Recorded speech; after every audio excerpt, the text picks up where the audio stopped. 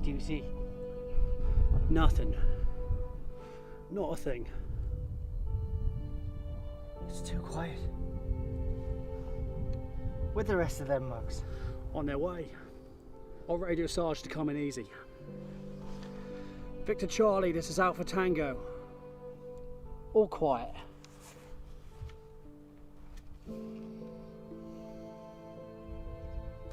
Wait, you see that? No? What? Not sure. Not sure. Shit.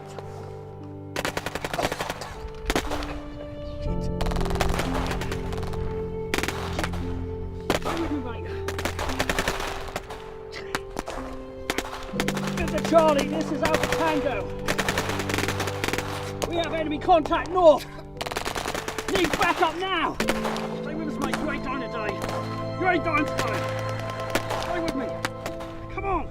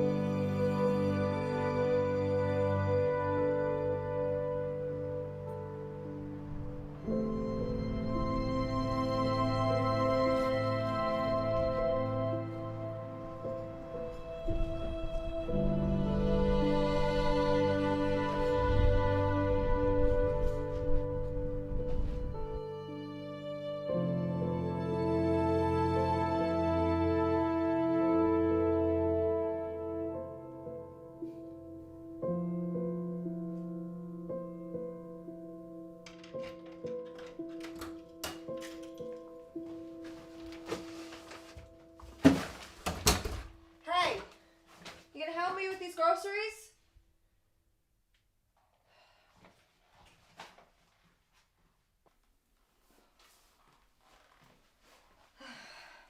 God, the traffic sucked. Not even rush hour. Everybody must have that Friday feeling. Mum? Hey, why not cook your favorite tonight, huh? We could eat together now that I don't have to work. What do you say? Mum. We can rent a movie or something. I'd like to look at that new movie. Oh, what's it called? Mum, can you just shut up for 1 minute? Scott, don't talk to me like that. What's got into you? You're my mum and you won't even listen to me. I mean, do you even know what day it is? Yeah, it's Tuesday. This is the closest thing I have to a dad. A photo, his name, and the day he died. And that's it. Why can't you just tell me about him? Okay, it's just not the right time to go through all this. It's the same excuses every single time. Oh, I can't talk about it. Oh, it's not the right time. It's always the same.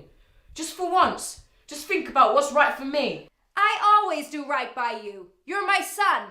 I work 2 jobs just to provide for you and get you whatever you need. So don't you dare tell me that I don't know what's right for you, Scott. You're still a child that don't I'm understand. 13 years old. I understand the world more than you want to believe I do. I understand that I once had a father that I will never get to know because my mum thinks that not telling me about what his favourite food was or what his favourite song was or even what football team he supported is a way of protecting me. When really it's because she's scared or too selfish. It doesn't matter what I want or need. I call this photo my father. And you'd promised you'd tell me about him. I can't even relate to any of my mates. They all have their dads. They all talk about what they got up to with them at the weekends. And all I can do is just sit there, be quiet and listen to them. Because I can't compare anything. Yeah, I know. I've tried not to talk about him or think about him for my own selfish reasons. Because it still hurts. It hurts just as much as the day I got that knock on the door. But you still have me? No offence, Mum, but you're a girl and there's a lot of stuff, well, there's some stuff that I can't really talk to you about, you know, the man stuff. Okay. All right. Let me tell you a story.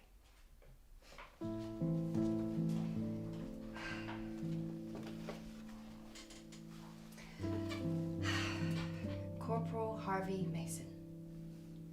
The love of my life. First time I met him, he wasn't in the army then. He was a college senior. Well, I was 18, and I was an exchange student studying journalism. Anyway, cut a story short, a group of guys were fooling around. They knocked me sideways, and my things that I was carrying went everywhere.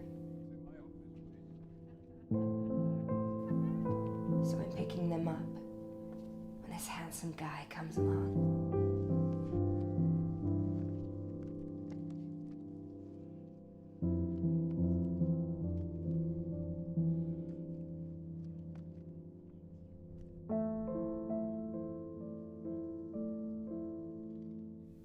Those big eyes and a smile that was so infectious.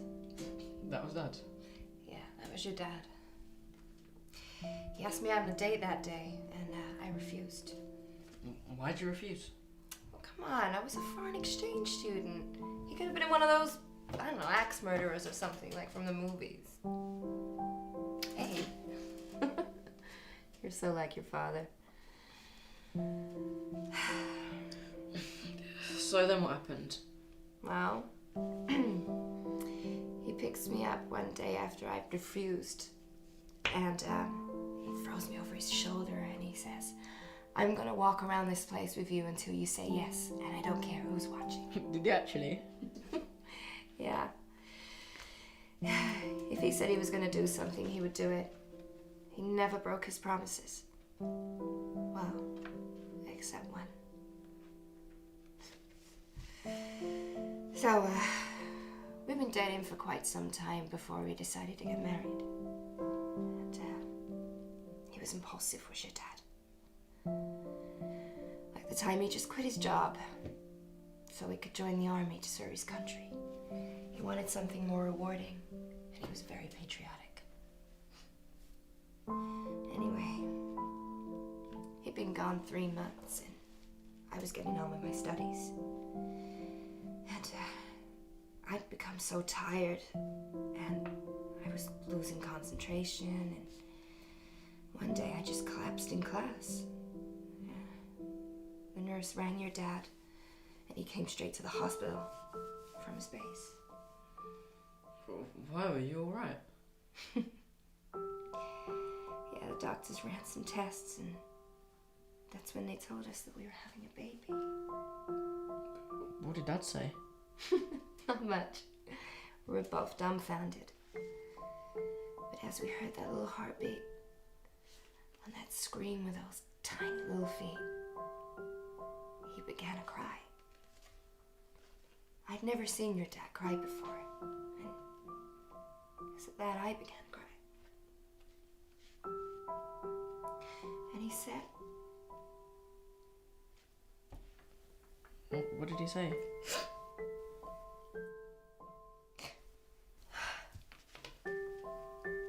He said,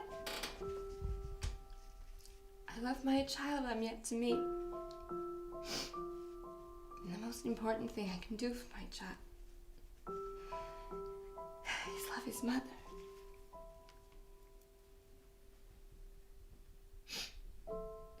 His? Yeah. It's like he knew before I did.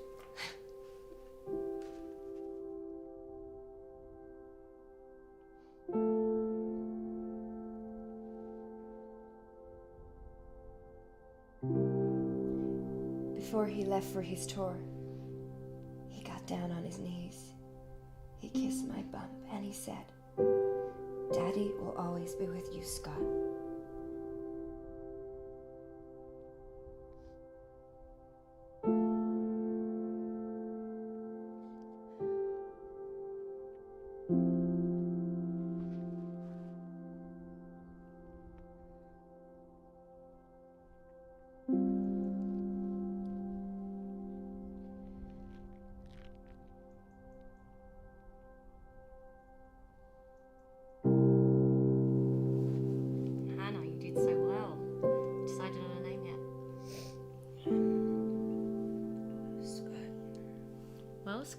You're gonna make your daddy very proud one day, little fella.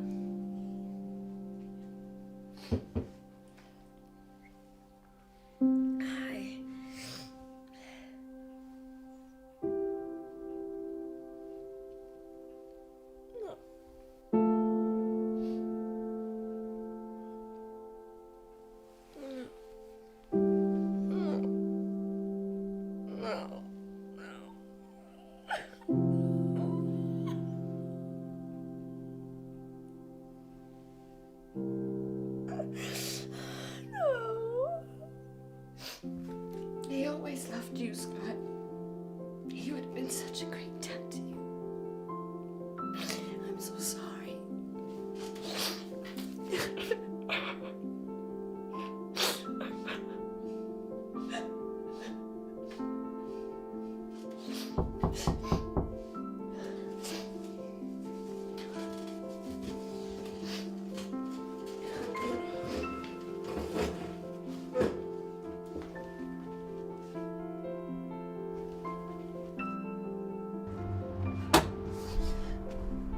Hey, I promised you